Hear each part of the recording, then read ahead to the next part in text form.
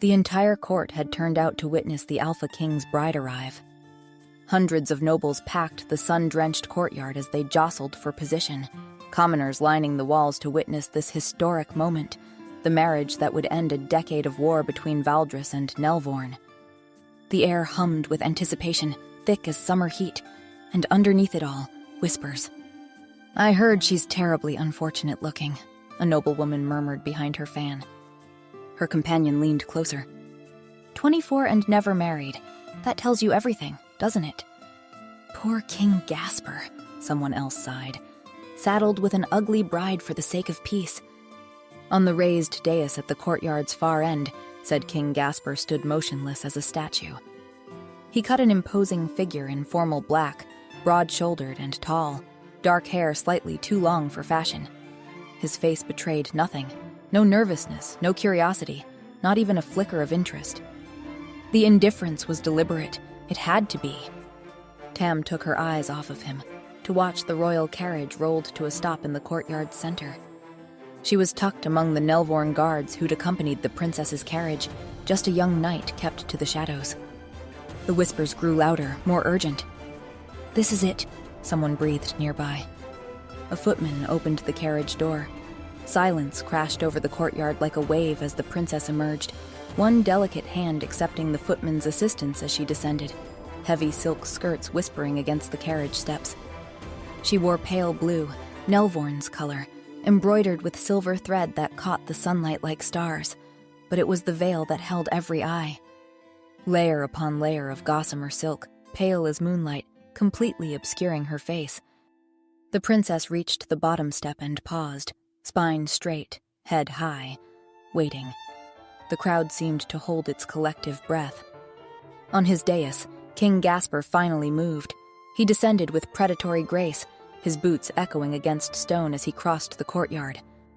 His expression remained carefully neutral. He knew what everyone expected beneath that veil. "Princess Tamara Nelvorn," he said when he reached the carriage. "Welcome to the kingdom of Valdris. We are honored by your presence." The princess curtsied low, graceful despite the heavy skirts. King Gasper extended his hand. "May I?" he asked. A pause that felt eternal. Then the princess placed her hand in his. The crowd leaned forward as one, shameless in their curiosity. "By the custom of your people," the king continued, "I am granted the honor of the unveiling, of being the first to look upon my bride's face." When the princess nodded, he reached for her veil. The courtyard went so quiet you could hear the fountain's distant trickle. Would she be as disgracious as the rumors claimed? Would the Alpha King's face fall? King Gasper lifted the gossamer layers, the silk pooling in his hands like water, and went absolutely still. Whatever he'd expected, it wasn't this. The rumors had clearly reached him too, and he'd believed them. And now he was staring at his bride like she'd stolen the breath from his lungs. The princess's face was revealed to the crowd. The collective gasp shook the castle walls. She was beautiful. Not just pretty, breathtaking. Chestnut hair that caught the sunlight like spun silk. Clear blue eyes framed by dark lashes. High cheekbones, full lips, the kind of face that belonged in paintings. "Gods above!" someone shouted. "Look at her!" a woman gasped. "I thought she was supposed to be plain." Where did those rumors even come from? The crowd's mood shifted from morbid curiosity to celebration in an instant. This was better than anyone had hoped. Their king hadn't been saddled with an unfortunate bride. He'd been blessed with a beauty. The princess smiled, demure and lovely. The king smiled back, still looking slightly dazed. "Tamara, you are—" he started, then seemed to catch himself. "Welcome, princess. Truly." She curtsied again, and when she rose, he still hadn't let go of her hand. The crowd cheered. And in the back, among the forgettable guards, Tam watched it all unfold. She watched the Alpha King stare at the woman he thought was the real princess. She watched the crowd celebrate a beauty they hadn't expected. They probably wouldn't have been so excited if she hadn't sent her maid, Alma, in her stead. This is the plan, she reminded herself. Because while King Gasper fell for a pretty face, while the court gossiped about unexpected beauty, while everyone focused on the princess. No one would suspect that the real Princess Tamara stood 20 feet away, posing as an unremarkable knight in ill-fitting armor. And most importantly, no one would stop her from taking back what King Gasper's father had stolen. Chapter 1. 3 days earlier. The Valdrian sun was different from the one back home. Tam watched it beat down through the carriage window, harsh and unforgiving against the dusty road. As harsh and unforgiving as the people who populated this forsaken kingdom. They'd crossed the border that morning, left behind the last traces of home. And here, even the air tasted different, bitter, like ash and old blood. The carriage hit a rut, jolting both Tam and Alma, her lady-in-waiting and the only person she'd brought on this nightmare journey, for she was the only one Tam trusted not to try and stop her from enacting her plan. 3 days until they reached the capital. 3 days until she was expected to play the dutiful bride for a shifter king whose father had murdered hers. A beast wearing a crown, one she would never, ever marry, not if she could help it. "Alma," Tam said suddenly, "how would you like to be a princess?" Alma, who was busy gripping her seat with white-knuckled hands, looked up. She stammered, blinking. "I'm sorry. What?" "A princess." Tam leaned forward. "Fancy dresses, a crown, people bowing when you enter a room, the works." Alma's jaw dropped. "Look, Your Highness, I think the heat has—" she began. "I'm completely serious," Tam interrupted. "I can't be a princess, Your Highness," Alma protested. "Why not?" Tam gestured at the trunk strapped to the back of the carriage, packed with her formal wardrobe. "Put on one of my dresses, a tiara, bam. You're a princess. Genius, no?" Alma's gaze darted to the trunk with a hint of excitement. Then reality crashed back. "Isn't that treason?" Alma asked nervously. "To pretend to be a royal?" "Not if your princess requests it," Tam said smoothly. "Please, Alma, I can't marry this king, I won't—" "But why not, Your Highness?" Alma interrupted. "This marriage would unite the kingdoms." Tam felt her jaw tighten. "Did you forget what his father did to us?" she sneered. "The state our kingdom is in because of the war with Valdris? 10 years of fighting an enemy they couldn't match. Shifters were beasts obsessed with conquest, and humans had paid the price in blood. Yes, but didn't King Gasper lead the rebellion against his father?" Alma leaned forward earnestly. "To bring peace." Tam scowled. "Peace on his own terms, Alma," she said. "The new king wants us tamed, conquered. That is not what my father would have wanted." What she didn't say was the deeper truth that kept her awake at night. King Aldrich, the old king, hadn't just killed her father. He'd stolen the sword of Nelvorn. The ancient blade that had been passed down through her bloodline for generations. The sword that granted immense power, but only to those who carried Nelvorn blood. In anyone else's hands, it was just metal and leather. Useless. But in hers? According to the old laws, whoever could wield the sword ruled Nelvorn. Without it, Tam had no claim to her throne, no power, no way to refuse this marriage. Her kingdom was vulnerable, ripe for the taking, and King Gasper knew it. If he'd truly wanted an alliance between equals, he would have returned the sword when marriage negotiations began a year ago. But he hadn't. Which told Tam everything she needed to know about his intentions. Besides, she didn't want to marry a beast, a man who was part animal, who carried that violence in his blood, no matter how civilized he pretended to be. "He has something I need," Tam said carefully.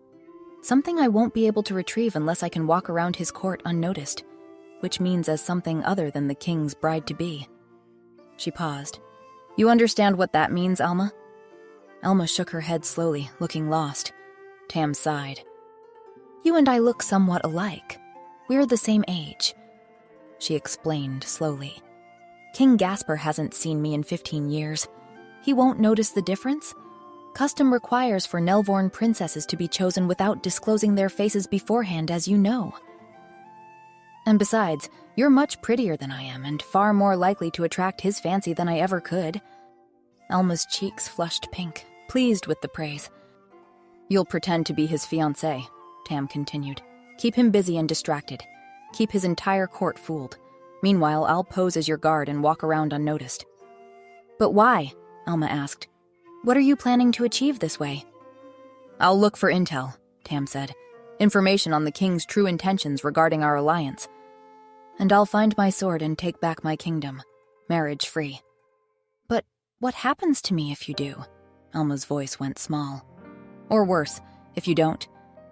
Whatever happens, I take full responsibility, Tam promised, and she meant it. I swear on my father's grave that you won't get into trouble for helping me, and you'll be generously compensated. Alma bit her lip, clearly torn. But Your Highness, she said, still gazing at the dress, don't you think someone might recognize you beside the king? No, Tam said simply. She reached into her pocket and pulled out a simple silver ring. Unremarkable. The kind of thing anyone might wear. She slipped it onto her finger and her bones shifted. Not painfully, but strange, like her body remembering a shape it had never been. Her chest flattened, her shoulders broadened. Even her face changed, jaw sharpening, features becoming harder, more masculine. Alma shrieked. It's still me, Tam said, and her voice came out deeper, rougher, a man's voice. How? Alma gaped. How is that possible? Tam caught her own reflection in a nearby mirror. A young man stared back, unremarkable features, broader build, the kind of face that wouldn't stand out in a crowd. She turned the ring on her finger, now thicker and more masculine. Magic, she said. Old magic. A gift from my father to keep me safe during the war. Alma was still staring, mouth open. Now, put that on, Tam said, pointing at the dress. We have 3 days before we reach the capital, which means I have 3 days to give you princess lessons. Princess lessons? Alma looked down at the silk, then at the jewelry case sitting beside her. Something almost like excitement flickered in her eyes. Tam sighed. You're going to need them. Chapter 2. Tam hadn't seen anyone shift yet. She'd been in Valdris for barely a day, waiting for someone to let the beast slip free. But so far, nothing. Just ordinary men going about ordinary duties. Now she stood in the training yard, while across the courtyard, Princess Tamara, Alma, waved a fan and laughed at something King Gasper said. Look alive, Nelvorn. Tam's head snapped around just in time to catch a massive shield hurtling toward her face. The weight nearly toppled her backward. Around her, the other guards exchanged glances. Apparently, while the ring made her look and sound like a man, it hadn't given her the strength of one. Distracted? The captain of the guard, a grizzled man with a scar bisecting his eyebrow named Marcus, looked affronted. Do you plan to be distracted when you're guarding our queen with your life? Someone snorted. No wonder they lost to us so badly. Tam saw red. We haven't lost anything. The war ended when your kingdom extended peace. Probably because they knew they'd lose. Several guards cackled, mocking laughter that made her blood boil. The captain silenced them with a raised hand. You're the only guard your princess brought. She insists you protect her, he said. But your princess is now our future queen. Show us what you can do. Tam nodded. Who wants to volunteer to duel with the princess's guard? A mountain of a man stepped forward. Tam gulped. 6'6" at least, shoulders like an ox. When he grinned, she caught a glimpse of teeth that seemed too sharp. Ready? The mountain man asked, drawing his sword. Tam drew hers, trying to hide her trembling. She did know a thing or two about combat, but she'd never been sent to the battlefield. Her father had forbidden it. Each strike rattled up her arms. She could barely parry his hits, and in 3 strikes, her sword went flying. I don't see why we even need a peace treaty with Nelvorn, the mountain man said. If this is the best they can... Tam screamed in rage and threw herself at him. No weapon, no plan, just fury. He caught her by the collar and threw her to the ground like she weighed nothing. Enough! Everyone froze at the commanding voice. Guards dropped into bows. Your Majesty, the captain said quickly. We were just... I saw. King Gasper's boots appeared in Tam's line of sight. And I've seen enough. Alma wrung her hands, looking distressed. "This man isn't fit to guard our future queen," the captain said. "He doesn't know how to fight." "I can fight," Tam ground out, still on her knees. "Your Highness, this must be a bad day for Tam," Alma began. The king frowned. "Tam?" Tam's heart stopped. Her full name was Tamara, but everyone who knew her intimately called her Tam, and the king used to be her playmate. "Tom," she corrected quickly. "My name is Tom, Your Majesty." For a moment, King Gasper just looked at her. He'd been 16 the last time she'd seen him, and she'd been 9, thinking he was the most impressive person ever. Then he'd disappeared, and his kingdom had attacked hers. The betrayal burned in her chest as he stood before her, broad-shouldered and imposing. A shifter king, with all the power and threat that implied. His eyes were the same, though. Dark blue, like deep water. She'd thought them beautiful once, when she was too young to know better. It annoyed her that she still did. The king extended a hand. His grip was warm as he pulled her to her feet. "The princess trusts this knight," Gasper said. "You will integrate him into your ranks." "With respect, there's nothing to continue," the captain insisted. "This man hasn't had any training." "Fine," Gasper decided. "Tom can be my guard instead." Several guards voiced their disbelief, but the king silenced them with a raised hand. "If it pleases you, princess?" he asked Alma. Alma nodded, blushing. The captain looked ready to argue further, but one look from the king stopped him. This works out perfectly, Tam thought. As his personal guard, she could spy on him more effectively. Find out where he kept her father's sword. "Captain, please escort the princess back to her chambers." As Alma was led away, Tam started to follow, only to have the king's voice stop her. "Tom." She turned back. King Gasper was drawing his sword, the blade catching sunlight. "Show me what you can do." Tam gulped. Chapter 3. Tam's sword clattered to the ground for the 3rd time that morning. She wanted to scream, or throw something. Preferably at King Gasper, who stood a few paces away with his arms crossed. "Again," he said, calmly like he had all the time in the world. Tam gritted her teeth, retrieved her sword, and raised it into position. Her shoulders burned from the repeated motion, unused to the weight of a real sword rather than the lighter practice weapons she'd trained with. She tried the sequence again. Block, parry, step, strike. Her footwork was wrong. She could feel it, the way her weight shifted too far forward. When she brought the blade down, it wobbled pathetically and King Gasper moved. One moment he was watching. The next, he was behind her, one hand catching her sword arm, the other settling on her waist. Tam went rigid. "Here," he said, his voice maddeningly calm near her ear. "Your stance is too wide. It brings your center of gravity too far forward." He adjusted her feet with his boot, nudging them closer together. "And you're gripping too tight. The sword becomes an extension of your arm. You don't strangle it." His hand covered hers on the hilt, loosening her white-knuckled fingers. Tam's heart hammered against her ribs from pure, undiluted rage. How dare he touch her so casually? The same hands that had once held hers when they climbed trees together, now touching her like he hadn't betrayed her trust so completely. "Now," Gasper said, guiding her arm through the motion. "Block. See how much easier that is when you're balanced?" It was easier, and she hated that it was easier. Something inside Tam snapped. "Can you stop patronizing me?" she sneered. Gasper blinked, his calm facade cracking slightly. "I'm not patronizing you," he began, but she interrupted. "I don't need your coddling," Tam continued, and she could hear her voice rising but couldn't stop it. 15 years of rage were clawing up her throat. "That's not what I'm doing," Gasper said, and for the first time he sounded defensive. "I'm trying to teach you." "Teach me?" Tam laughed bitterly.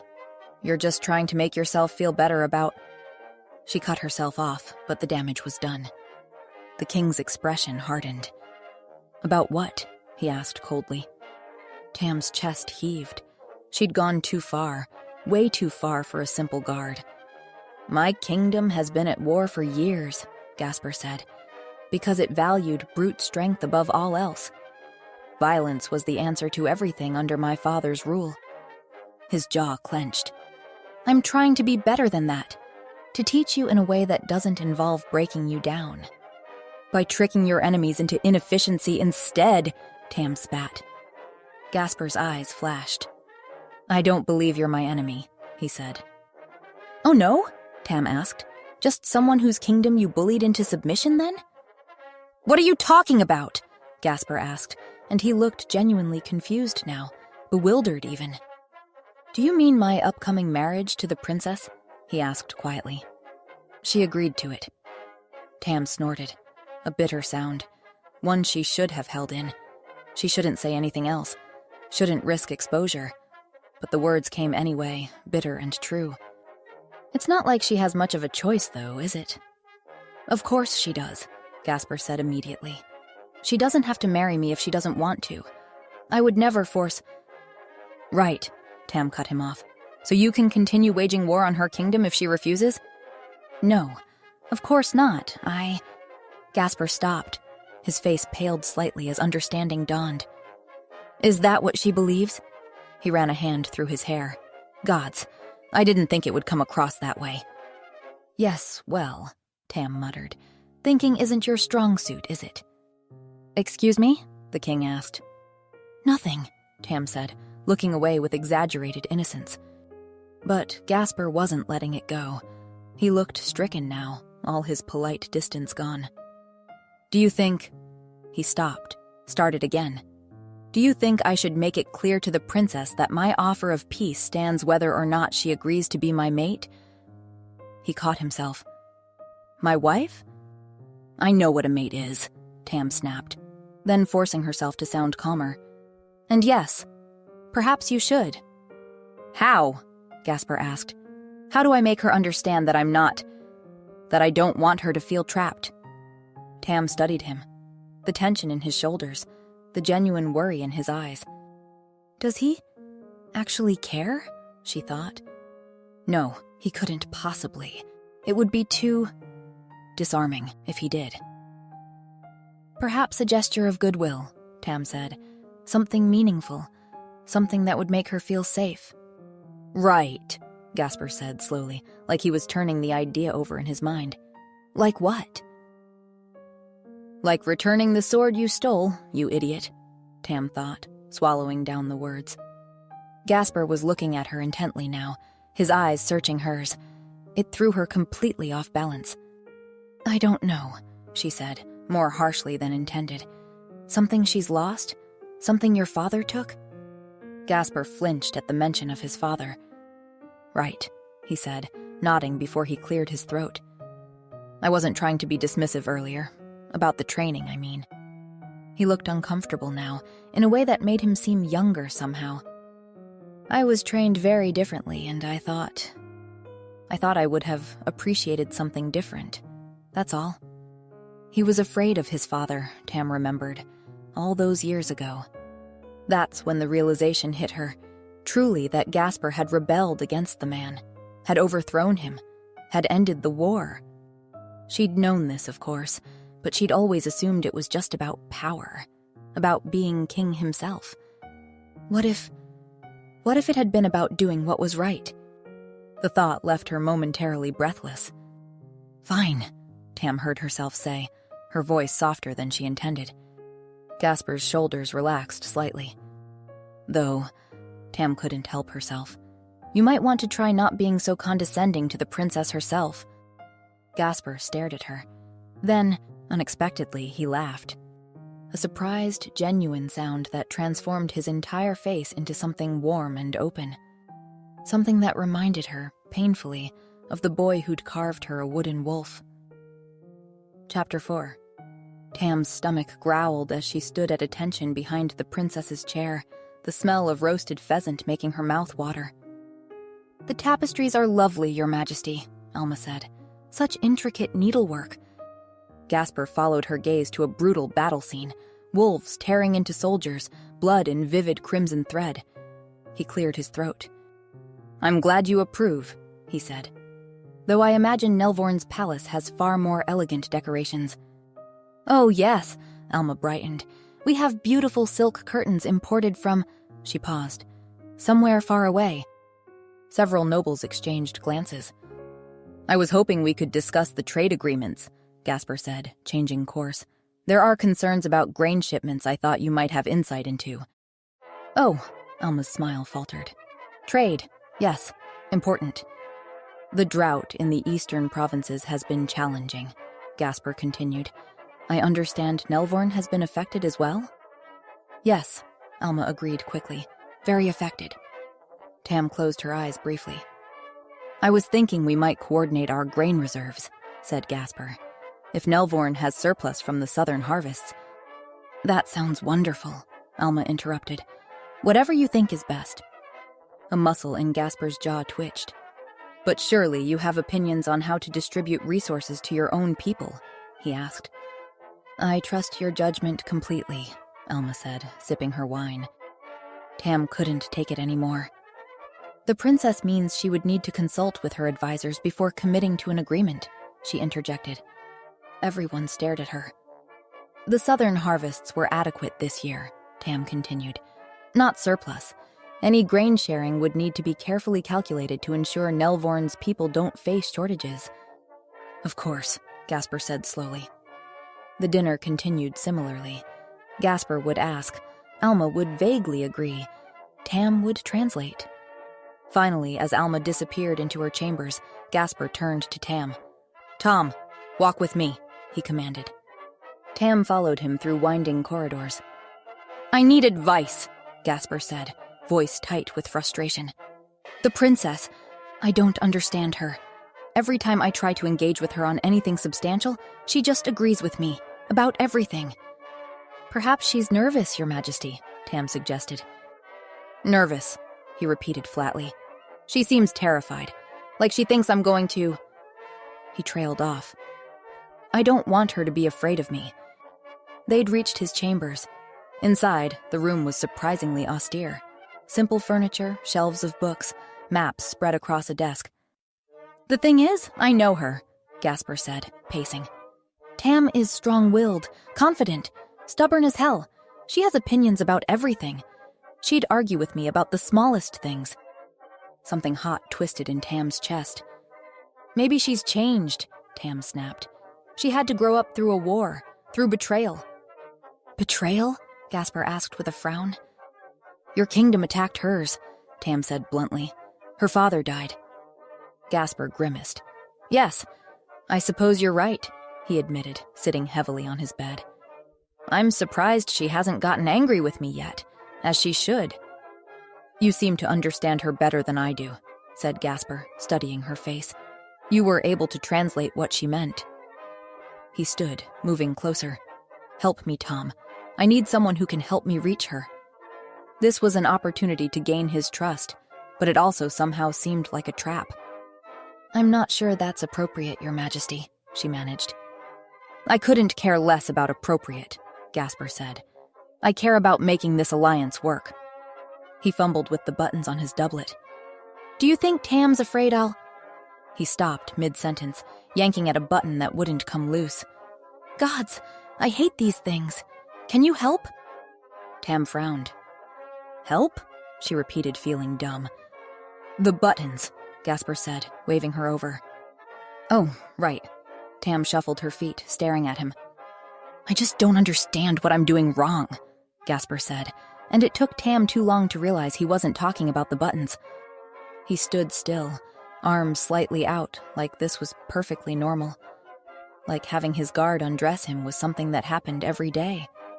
Come to think of it, for him it probably was. She stepped closer and started working him free, trying to ignore how she could feel the heat radiating off him. So you think she's afraid I'll force her into decisions? Gasper continued.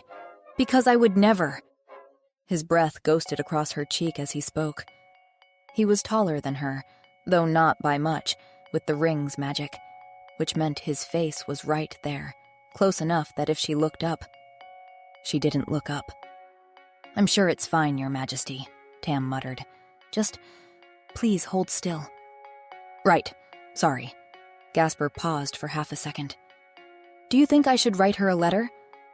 Tam got the last button free, stepping back quickly. "The doublet's done, Your Majesty." "Excellent." He shrugged out of it without breaking his train of thought, tossing it carelessly onto a chair. "Because I want her to know that I respect her opinions," he went on. "That I want her to argue with me when she disagrees, and perhaps through a letter." He grabbed the hem of his undershirt, and Tam's brain caught up to what was happening half a second too late. The fabric loosened. She caught a glimpse of skin, the hollow of his throat, the beginning of his collarbone. He pulled the shirt over his head in one smooth motion. "Not what I— Tom, are you listening?" Gasper asked, oblivious. Tam was, in fact, not listening. Because the king was standing in front of her, shirtless, and she'd known shifters were stronger than humans, but seeing it like this, up close, this was something else entirely. His shoulders were impossibly wide, his arms corded with strength that came from years of actual combat, and his abdomen. "Tom?" Gasper asked again, looking genuinely confused. "What do you think?" Her voice came out strangled. "Sorry, about what?" she asked. "The letter," Gasper said patiently. "Do you think I should write her one?" "Yes, great idea," she managed, forcing herself to look only at his face. "All right," he nodded, moving to the desk. The muscles in his back shifted as he reached for something, and Tam had the sudden, mortifying thought that she wanted to— "Stop it," she told herself. Her eyes caught on something, the key hanging from a chain around his neck. "This?" Gasper asked, noticing her stare. "It's my father's vault key. Opens the treasury where he kept things he took from conquered kingdoms." "You keep it on you?" Tam asked, trying to sound casual. "I'm the only one who can open it now," Gasper explained. "I need to catalog all those stolen treasures." He knows, Tam thought. He knows the vault is full of stolen things, and he hasn't returned any of it. Her father's sword was in there. She was sure of it. She needed that key. She needed to stop thinking about the way he'd looked at her when he'd asked for help. And she absolutely needed to stop noticing how beautiful he was. Chapter 5. Tam had developed a routine, and she hated how comfortable it had become. Mornings meant training with Gasper, him correcting her form, her trying not to notice his lingering touch. Afternoons meant standing guard during royal business, watching him be competent and nothing like the tyrant she'd expected. Evenings meant letters. She'd suggested he write to Princess Tamara directly, since face-to-face interactions with Alma were proving disastrous. He'd seized the idea with relief, and now, every night, a sealed letter arrived at the princess's chambers, and every night Tam would write back. It was dangerous, liberating, terrifying. In those letters, she expressed the hurt that had festered for 15 years. "Your Majesty, I remember being 9 and thinking you were the bravest person I'd ever met. I trusted you. Then you disappeared, and a year later, your kingdom attacked mine. Do you understand what that feels like? Trust, once broken, doesn't simply mend because you wish it to." T. His response came the next morning. "Tam, I understand more than you know. When I was 16, I discovered what my father truly was. Not the king I'd been taught to admire, but a monster. I wanted to stop him. I tried. But by the time I was strong enough to lead a rebellion, he'd already caused so much damage, including to your family. I know my guilt doesn't erase what happened, but I am not my father, and I will spend every day proving that to you. G." Tam stared at that letter for an hour, something painful twisting in her chest. Meanwhile, as Tom, her friendship with Gasper shifted gradually. At first, he sought Tom's advice about the princess, but then the questions changed. "Tom, what do you think about the grain distribution proposal?" Gasper asked, spreading maps across his desk. "The council wants to prioritize the northern provinces, but I'm worried about the south." Tam blinked. "You're asking me?" "You're from a border region, so yes, I'm asking you." It happened again the next day, and the day after. "I value your perspective," Gasper said one evening. "You're honest in a way most people at court aren't. You'll tell me when I'm being an idiot." "You're always being an idiot, Your Majesty," Tam said automatically. "See?" He grinned. And you actually mean it. The touching started in the third week. They were playing chess, a new habit, games in the evening after formal duties ended. Tam had just put Gasper in check for the third time. How are you this good? I'm not that good. You're just predictable. Predictable? I'm a military strategist. I led a rebellion. Against your father, who was apparently very predictable. Tam moved her knight. Checkmate. Gasper stared at the board, then reached out and clapped her shoulder, a brief, warm pressure that sent electricity down Tam's spine. She froze. It was just a friendly gesture, but his hand was large and warm, and she could feel the strength in his grip even though he was being gentle. Teach me how you think, he said, looking up with those impossibly blue eyes. I can't keep losing to my own guard. It's embarrassing. Over the next week, she taught him chess, and Gasper touched her constantly. Nothing inappropriate, just casual contact. A hand on her shoulder, fingers brushing hers. It was driving her insane. As the fourth week began, the castle's atmosphere shifted. Servants carried blue and silver banners. Guards rehearsed formal processions. What's all this for? She asked Marcus, who she liked well enough now. It's the anniversary of the rebellion, he explained. 1 year since King Gasper defeated his father and ended the war. It's important for morale, for closure. That evening, a letter arrived for the princess. Princess Tamara, I formally request your presence at the Victory Day ceremony 2 days hence. Your presence would mean a great deal to me personally. Respectfully, G. The formal tone was unlike his recent correspondences. She responded, Your Majesty, I would be honored to attend. I sense there is more to this day for you than simple celebration. Remember that strength sometimes means allowing moments of reflection, not just triumph. T. His reply came quickly. Tam, you're right, as usual. This day carries complicated meanings. I find myself wondering, is it possible to honor the end of something terrible without celebrating the terrible thing itself? G. Tam held the letter longer than necessary, feeling the weight behind his carefully chosen words. For the court, this was a victory celebration. But for Gasper, it marked something far more personal and painful. The day his father died. The next day, the victory ceremony dominated the entire castle. Nobles from every province had arrived to commemorate 1 year of peace, 1 year since the end of the war, and 1 year since King Aldrich's death. Tam stood behind Alma's chair, scanning the crowd. The hall buzzed as wine flowed and musicians played between speeches. Gasper appeared composed, but his smile never reached his eyes. And now, the Chancellor announced, we honor the man who brought us from darkness into light, who ended the tyranny that had gripped our kingdom. Something in Gasper's expression shifted. A flicker of pain? His gaze avoided the massive portrait of his father that still hung on the far wall. Your Majesty, you've been so brave, Alma gushed, overthrowing your own father. It must have been so satisfying to finally defeat such a terrible man. Tam winced at the tactlessness. It was necessary, Gasper replied, his voice measured. When the Chancellor rose for another toast about the tyrant's well-deserved end, Gasper excused himself with perfect composure. Tam followed him to a small balcony overlooking the gardens. I'm fine, Gasper said finally. I know, Tam replied. I just wanted to say thank you for what you did a year ago today. His shoulders tensed, then lowered. It was necessary, he said, voice carefully neutral. Tam's hand moved of its own accord, resting atop his. Still, she said quietly, he was your father. He was nothing to me, Gasper said. When he looked at her again, vulnerability flickered beneath his mask. Sometimes I wonder, I worry He stopped. You're nothing like him, Tam said, answering the question he hadn't asked. Relief crossed his face. I'll make sure you're not disturbed for the rest of the evening, Tam said, stepping back. What was wrong with her?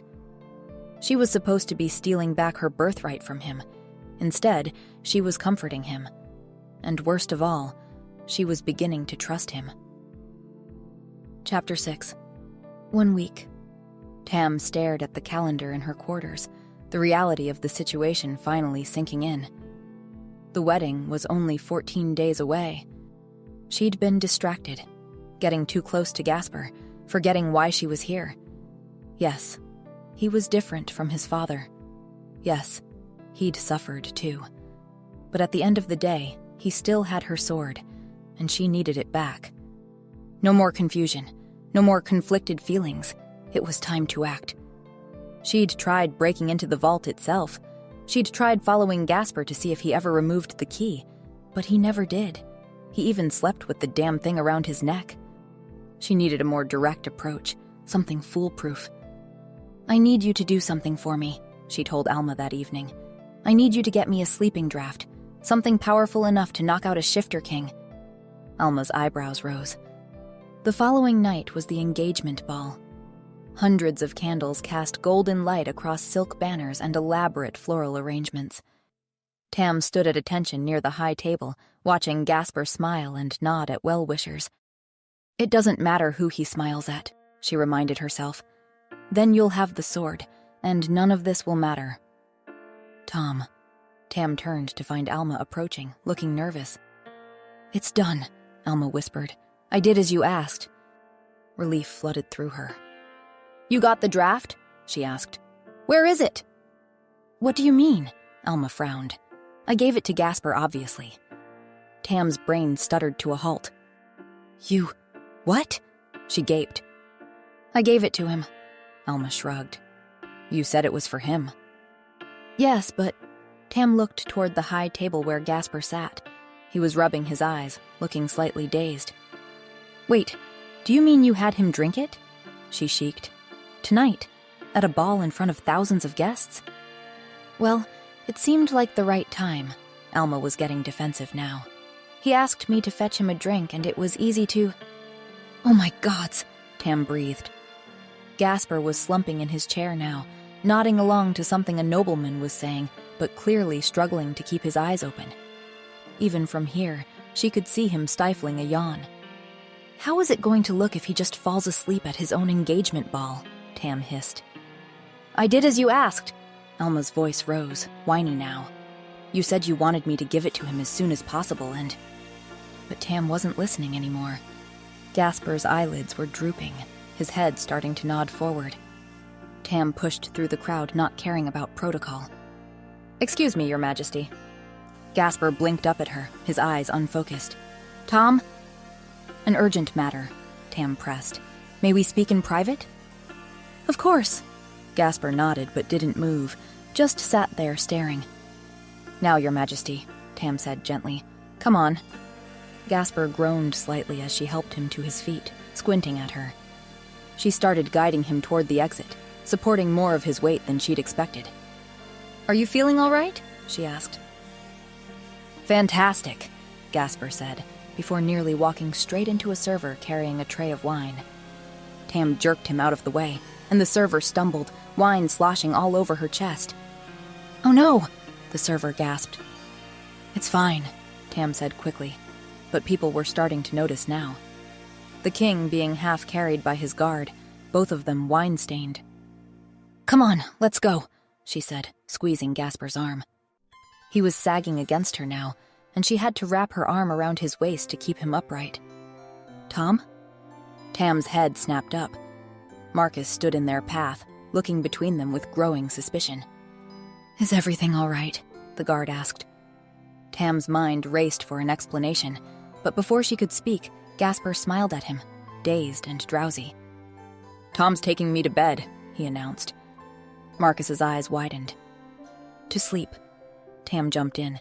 "His Majesty has had too much to drink. I'm taking him back to his quarters." Marcus looked doubtful. "Too much to drink?" he asked. "He's barely had 2 glasses." "You know," Gasper interrupted, his head coming to rest on top of Tam's, "you smell really nice." Tam froze. "Your scent," Gasper continued, inhaling deeply against her hair. "Kind of feminine. I like it." Marcus looked deeply uncomfortable. "Right, yes. Better get him away." "That's what I'm trying to do," Tam said through gritted teeth, already moving again.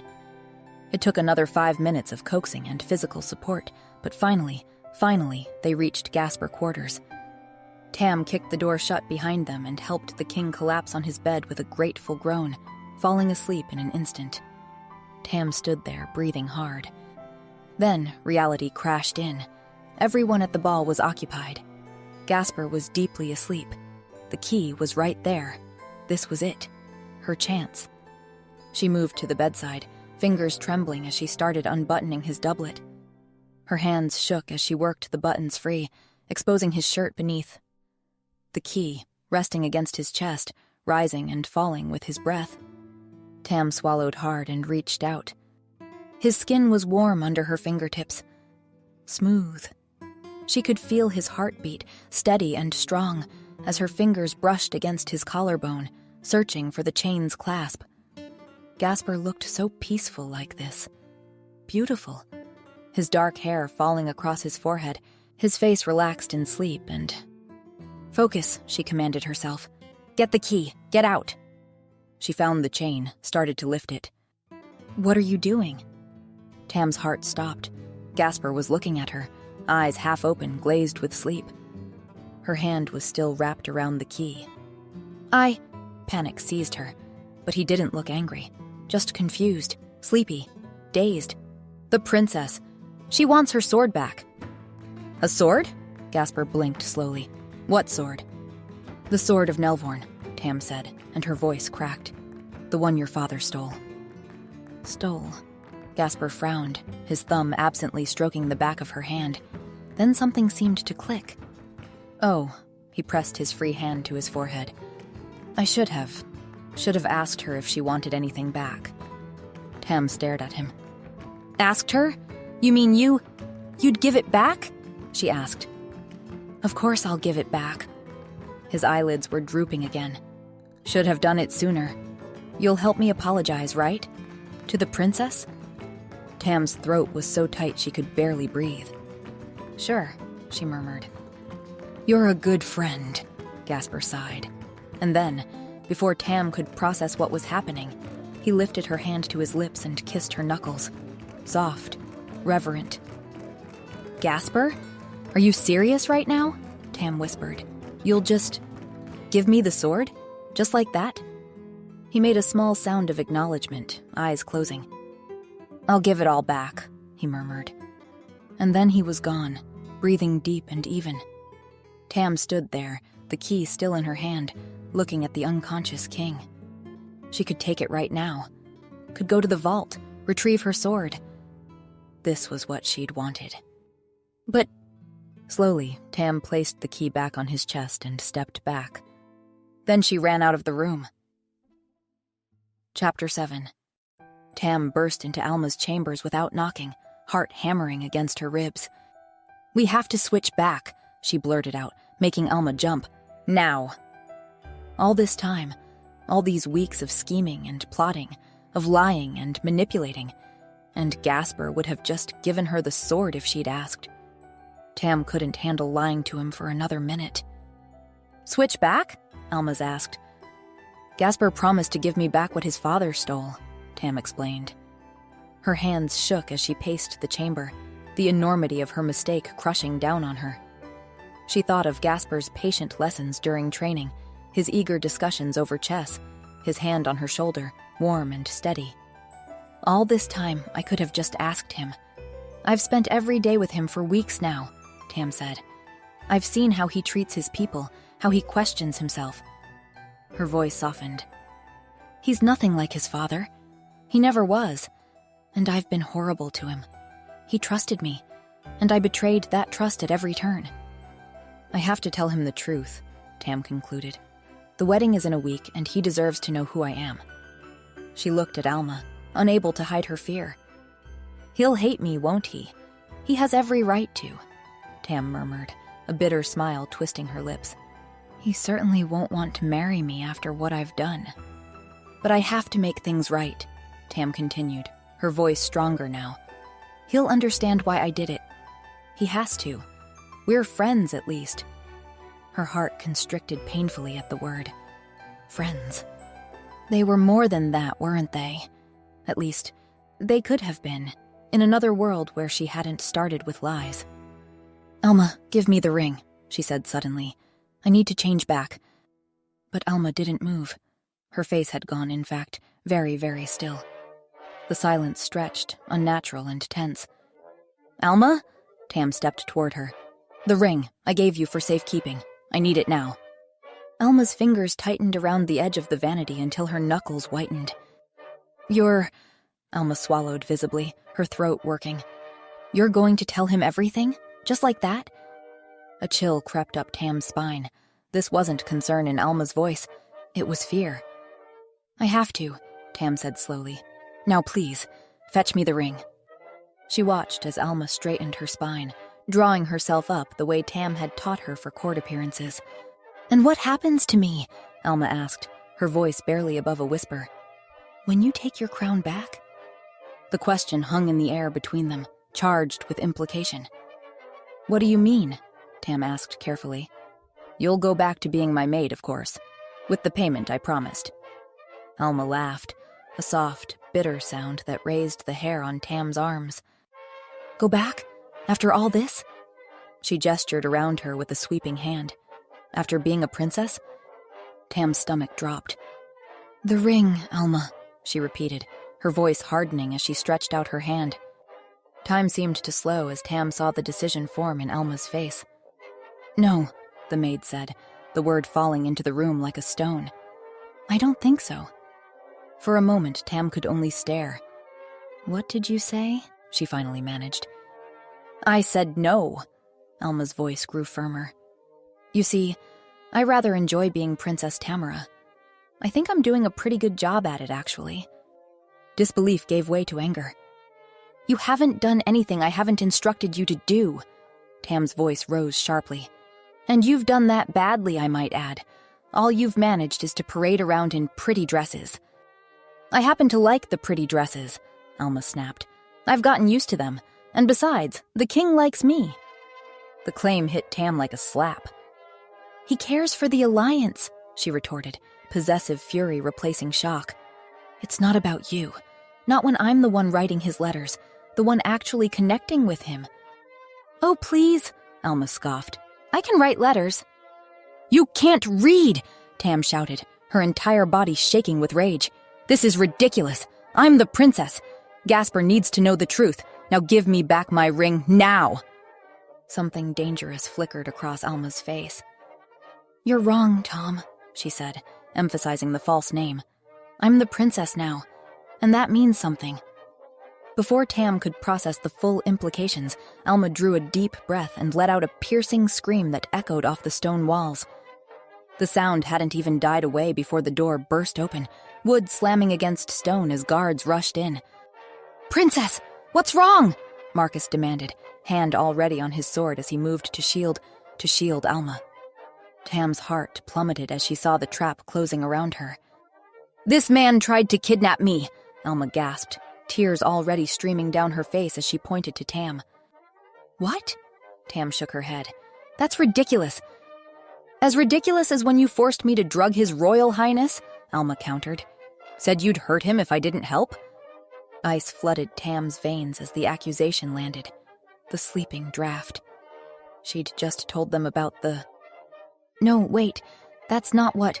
she started, but the words died in her throat as she saw the suspicion hardening in Marcus's eyes. "His Majesty was acting strangely earlier," he said, nodding to a guard. "Check on the king." Tam's mind raced desperately. How could she explain this? How could she make them understand? "It's not what it looks like," she pleaded, aware of how hollow the words sounded. "Tom's in love with me," Alma cried, throwing herself fully into the performance. "Has been since he arrived. He gained the king's trust to steal Nelvorn treasures and take me away." She's thought this through, Tam realized with dawning horror. She's been planning this for days, maybe weeks. "That's a lie!" Tam's voice broke with desperation.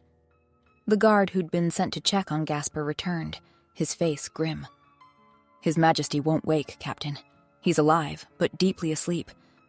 The words fell like a death sentence. "Drugged, then," Marcus growled, drawing his sword fully now, just as the princess said. Alma's performance reached new heights as she collapsed into a chair, shoulders shaking with sobs. "I didn't know what to do," she whispered, every inch the traumatized victim. "I thought if I let him take some treasures, he'd leave me alone. But now Tom wants me too, and I can't leave. I've fallen in love with His Majesty." The guards' expressions softened as they looked at her, their princess, terrified and vulnerable, preyed upon by a traitor in their midst.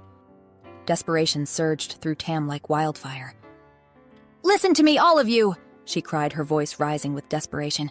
"I'm Princess Tamara! This woman is my maid!" The proclamation hung in the air for one breathless moment. Then laughter, harsh, disbelieving laughter, rippled through the guards. Tam looked from face to face and saw the absurdity of her claim through their eyes. For weeks they'd known her as Tom, the male guard from Nelvorn. They'd trained with her, eaten with her, seen her every day in male form, and now, with no evidence but her word, she claimed to be their future queen? Of course they don't believe me. How could they? Cold despair washed over her. "I can prove it!" she shouted over their mocking laughter. "She has a magic ring, my ring. If I had it, I could show you."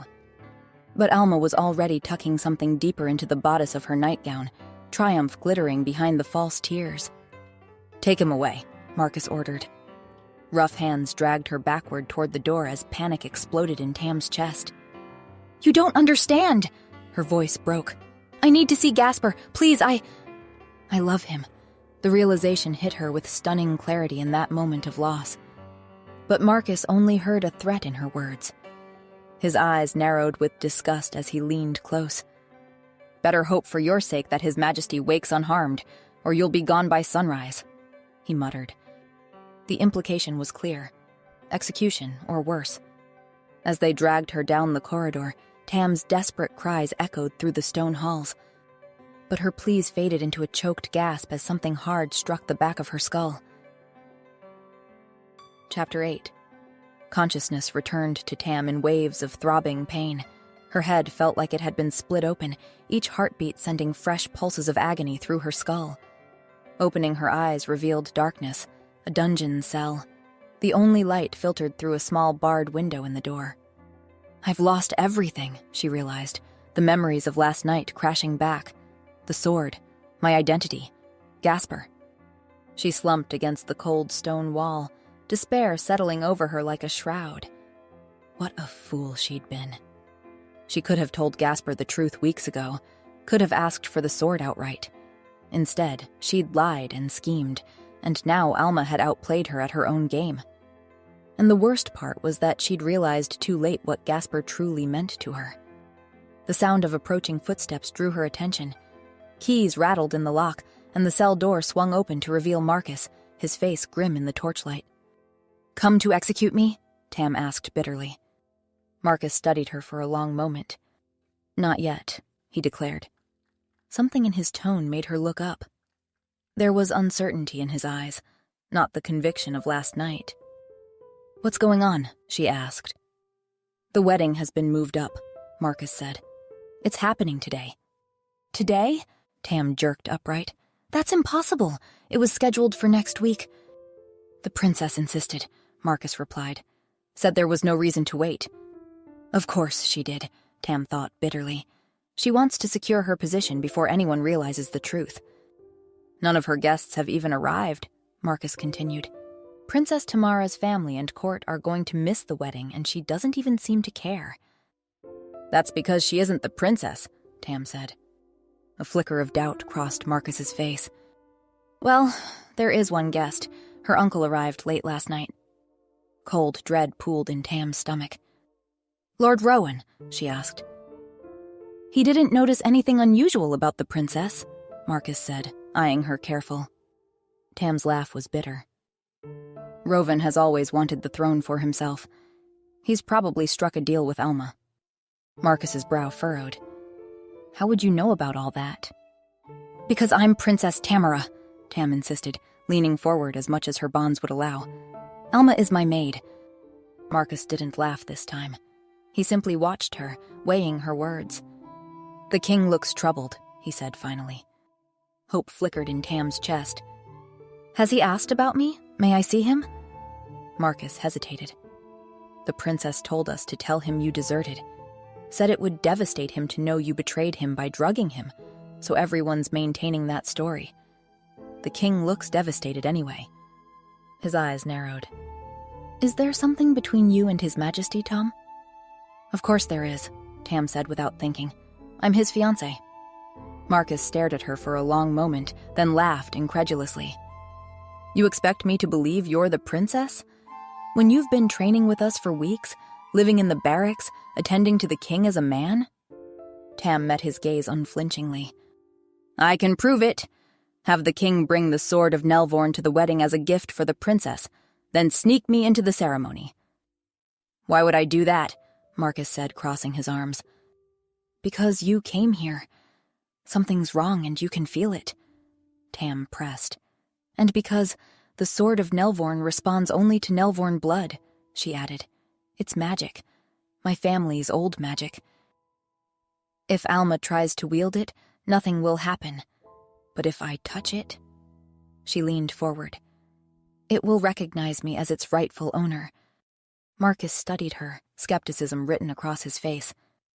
"Have me there bound and escorted," Tam pressed. "I won't move. I'll just speak. What harm could it do?" "You drugged the king," Marcus reminded her. "I didn't hurt him," Tam countered. "If I'm lying, I'm just a crazy fool who gets dragged away. But if I'm telling the truth?"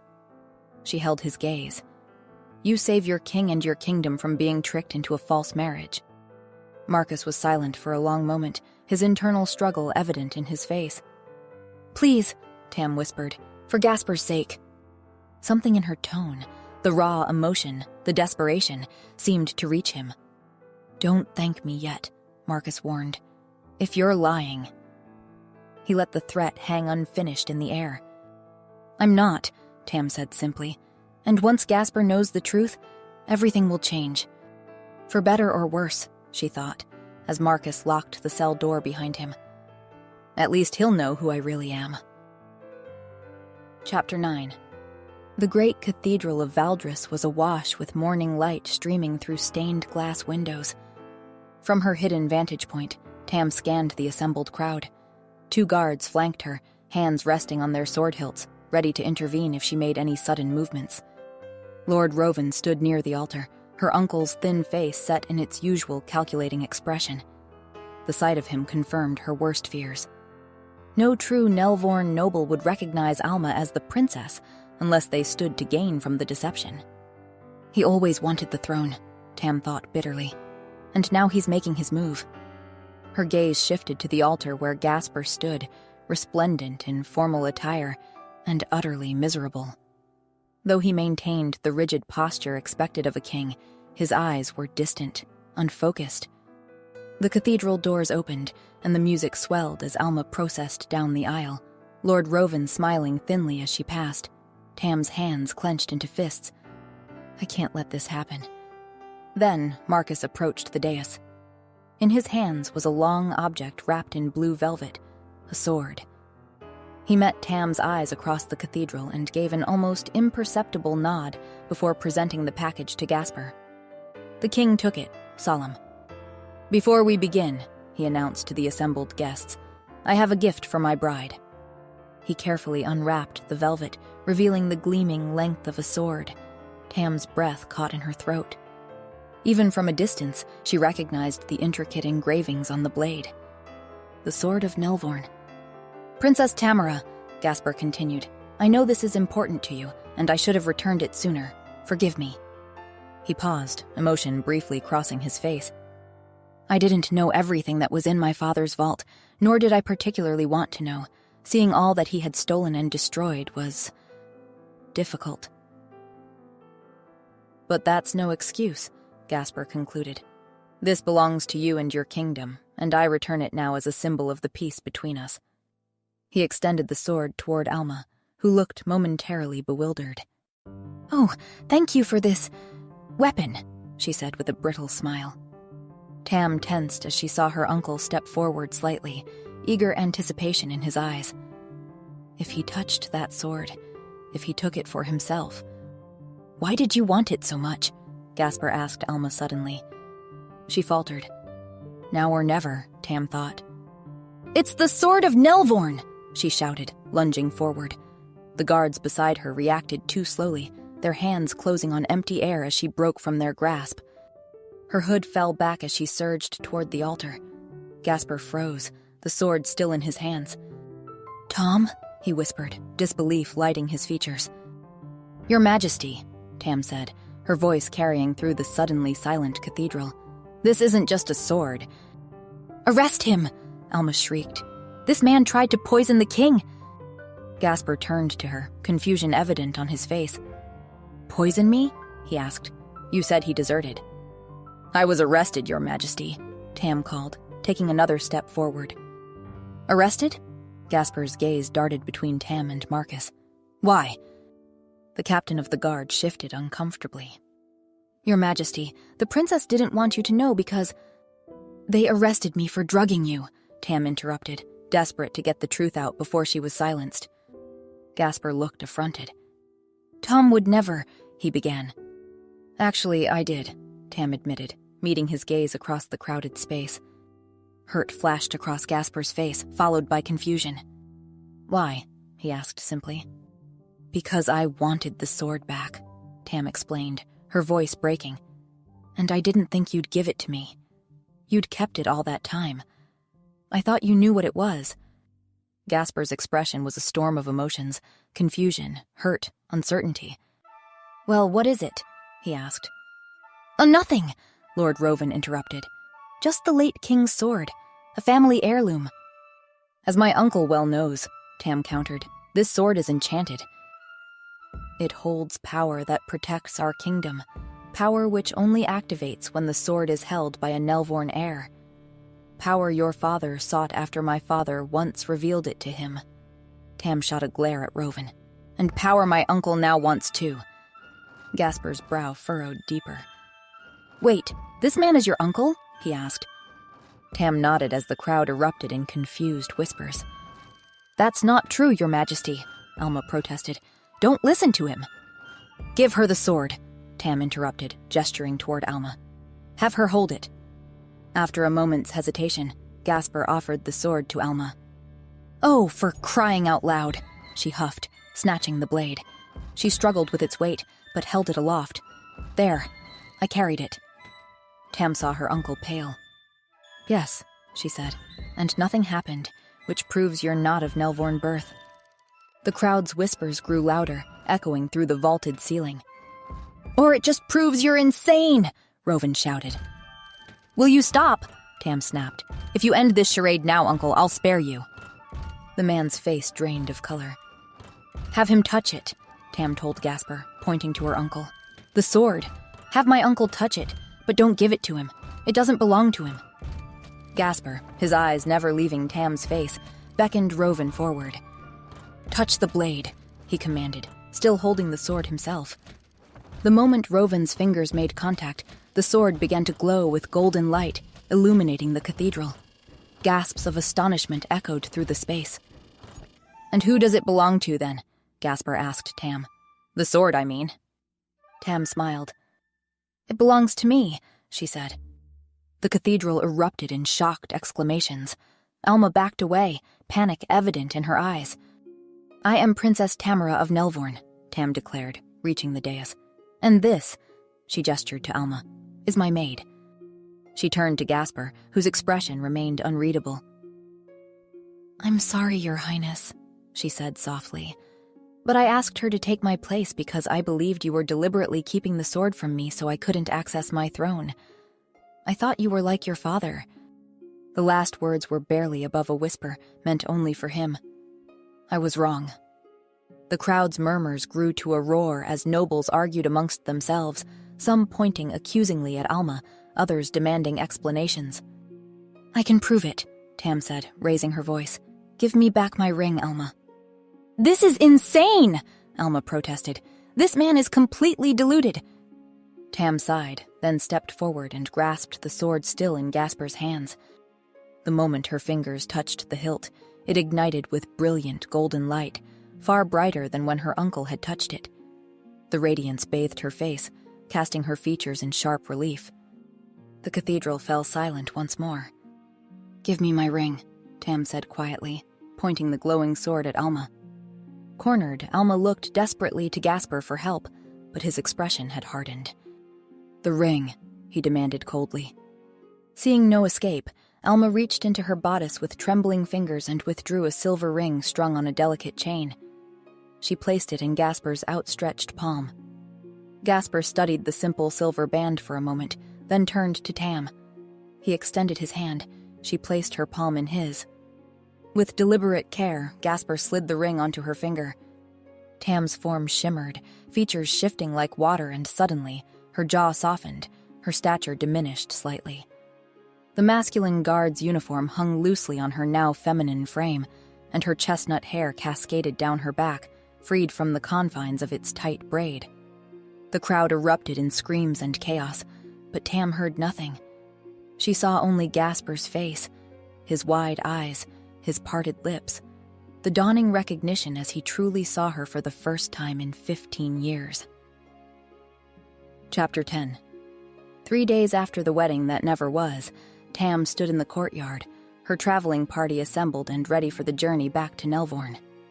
The morning sun glinted off her father's sword, now properly sheathed and secured to her saddle. "The prisoners are secured, Your Highness," Marcus reported, gesturing to the enclosed wagon where Alma and Lord Rovan sat under heavy guard. Tam nodded. "Thank you, Captain." The Nelvornian nobles who had arrived, too late for a wedding, but just in time to confirm her identity, were already mounted, waiting patiently.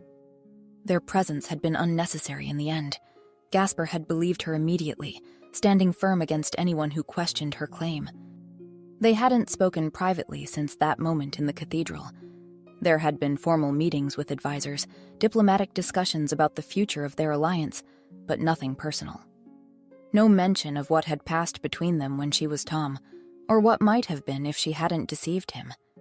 She knew why, of course. How could he forgive her? She had lied to him for weeks, abused his trust in the worst possible way. Tam mounted her white mare, adjusting her riding gloves. Just as she was about to signal her party to move, the castle doors opened. Gasper emerged, flanked by his advisors, his crown catching the sunlight. Every inch a king, distant, regal, proper. The courtyard fell silent as he approached. Tam straightened in her saddle. "Princess Tamara," he said, stopping beside her horse. "I wanted to wish you a safe journey home." "Your Majesty," she inclined her head. "Thank you for your hospitality. I look forward to a new era of peace between our kingdoms," he continued, his voice carrying the same careful neutrality she'd heard in council meetings. "As do I," she replied. "The alliance terms are fair. You've been generous." Gasper nodded, not quite meeting her eyes. "Safe journey, Princess." He stepped back, a clear dismissal, and panic surged through Tam's chest. This was it, the last time she might ever see him. "Gasper!" His name escaped before she could stop it. He looked up, surprise briefly breaking through his composed facade. "I'm sorry," Tam said quietly, "for not trusting you." Gasper winced. "I understand why you wouldn't," he said. "Maybe at first, but then, you became my friend Gasper." Tam's voice caught. "As Tom, we were friends, weren't we?" The king's composure cracked, emotion bleeding through. "Yes," he said, finally getting her gaze. "We were." "For what it's worth," Tam continued, throat tight. "I really enjoyed being your friend." Gasper's smile was sad as he gave her a small nod. "Likewise, Princess," he murmured. He was going to leave. He was going to leave without knowing. Tam took a deep breath, finding courage for one last truth. "I would have enjoyed being your wife," she proclaimed. More than enjoyed. Her voice dropped to barely above a whisper. "Please know I'll regret what could have been for the rest of my life." Without waiting for his response, Tam urged her mare forward. She rode through, her entourage falling in behind her. She thought she heard Gasper call her name, but she didn't look back. The mountain path wound down from the castle, steep cliffs rising on one side, a breathtaking drop on the other. Tam rode ahead of her party, putting distance between herself and her guards, needing the solitude to compose herself. A howl echoed through the mountains behind her. Tam reined in her horse, turning in the saddle. The sound came again, closer this time, a deep, powerful howl that sent shivers down her spine. There, far up the path, a massive wolf appeared. Silver gray and powerful, it raced down the trail with impossible speed, heading straight for her. Her guards were too far behind. It was just her, alone on the narrow path with the wolf who drew closer, its pace never slowing. It was enormous, larger than any natural wolf, its eyes a familiar dark blue that Tam would recognize anywhere. "Gasper," Tam whispered, heart racing. Her mare whinnied in fright, backing toward the cliff edge. "Easy," Tam soothed, trying to calm the animal even as her own pulse thundered in her ears. The wolf stopped several paces away, those intelligent eyes fixed on hers. Slowly, Tam slid from her saddle onto the rocky path. Her foot slipped on loose stones, and she felt herself falling backward, toward the cliff's edge. In a blur of movement, the wolf transformed, fur receding, limbs elongating, until it was Gasper who caught her, his very human arms pulling her back from the precipice. Very human and very naked. "Did you mean what you said?" Gasper asked, his voice low and urgent. "Back there, in the courtyard?" Tam's gaze flicked downward involuntarily before returning to his face. "You're naked," she pointed out, feeling dazed. A smile tugged at his lips. "You've seen me naked before," he reminded her, brushing a strand of hair from her face. "When you were helping me undress." "Yes," she admitted. "I rather enjoyed it, actually." Gasper smiled. "You didn't answer my question." Tam nodded, suddenly serious. "I did mean what I said," she confessed, every word. "But when I called off the wedding, you didn't say anything," Gasper said, his smile fading. "You didn't protest." "I thought—" Tam swallowed hard. "I thought you couldn't possibly want me, after everything I'd done." Gasper searched her face ardently, as if looking for signs of another deception. When he found none, something brightened in his eyes. "So you meant it when you said you regretted what could have been?" he pressed, his eyes searching hers. "Did you mean that part too?" "Especially that part," Tam whispered. Something in his expression broke open then, hope and joy and longing all at once. Before she could say another word, he leaned down and pressed his lips to hers. "I love you," Tam whispered when they finally broke apart. "I should have realized it sooner. Forgive me." Gasper cupped her cheek.